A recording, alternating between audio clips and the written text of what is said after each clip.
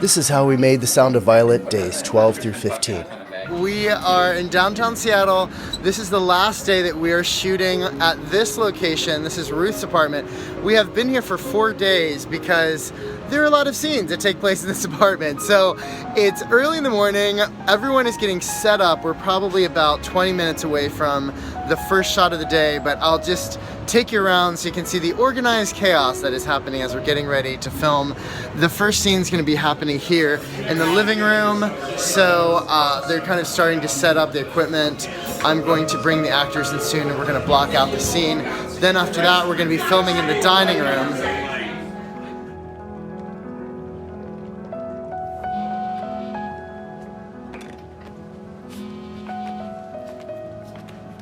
Hi, Douglas.